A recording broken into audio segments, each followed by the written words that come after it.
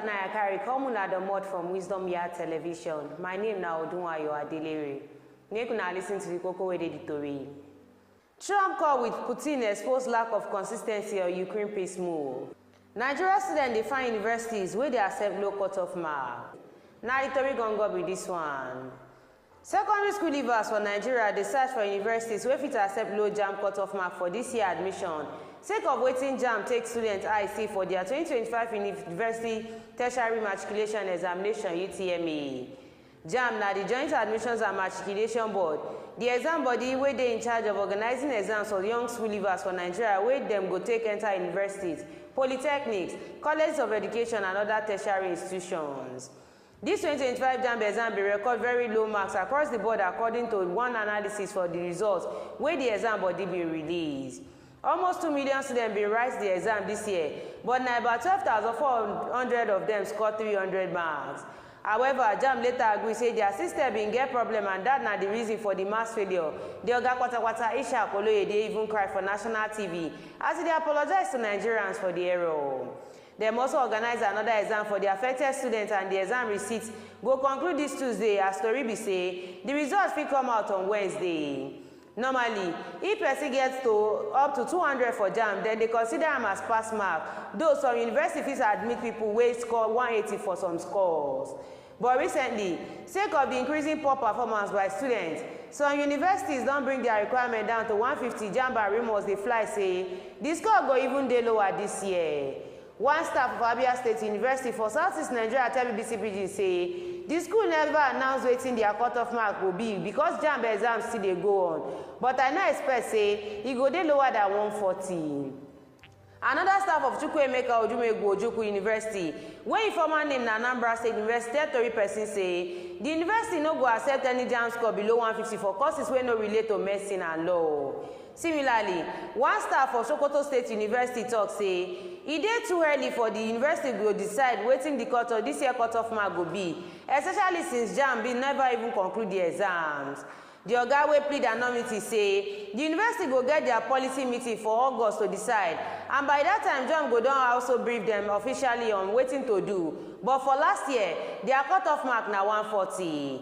For 2022 UTME, JAMB announced say 378,639 candidates score above 200. 520,596 score 190 and above, while 704,991 score 180 and above. Also, 934,103 score 170 and above, and 1,192,057 score 160 and above. For 2024, a total of 1,904,189 candidates sit down for UTME. 1,989,668 registered for the exam, wey be 24.7% higher than the figure for 2023.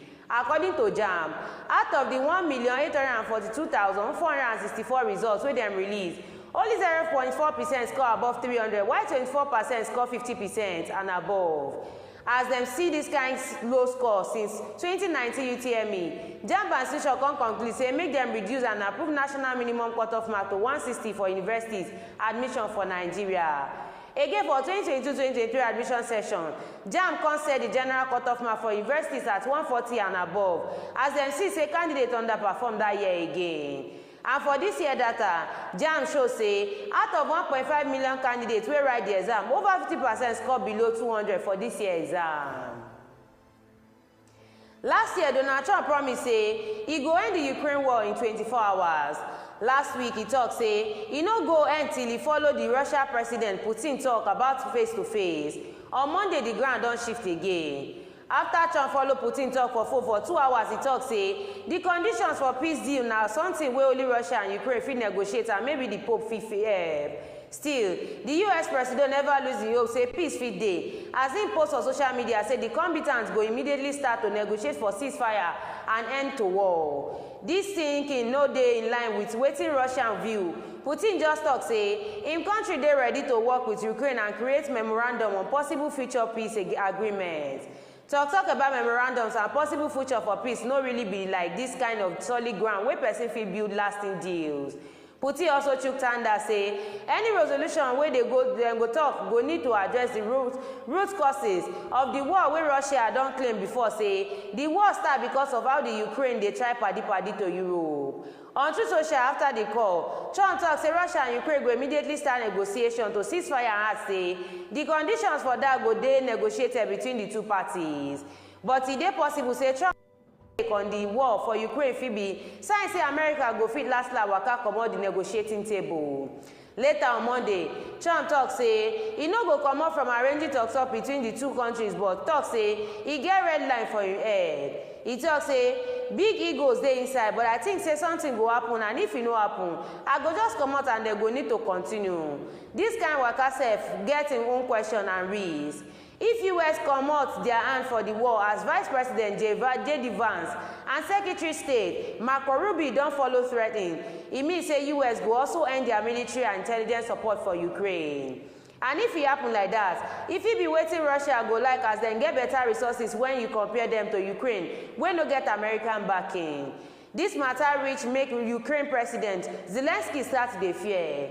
He talk on Monday after Trump Putin call say e dey important for all of us today the United States no comot themselves for the talk and pursuit of peace. Trump don vex with both Putin and Zelensky as e work to end the 3-year kasala still dey go on. He accused the Ukraine leader say dem dey gamble with World War III and for the gbas meeting wey happen for February for the Oval Office, and for April he say e dey very angry and pissed off with Putin as talk continue to dey jam hold up. Apart from this Monday talk, e be like say Ukraine and Russia dey ready to continue some kind talk and to talk anyhow we be na progress after 3 years of war. Before I go finish the tori for this night, make una listen to the koko wey dey the tori once again. Trump call with Putin expose lack of consistency on Ukraine peace move. Nigeria students dey find universities wey dey accept low cut-off mark. Thank you say una sit down lis ten to the news. My name na Odunwayo Adelere. Make una get good night rest.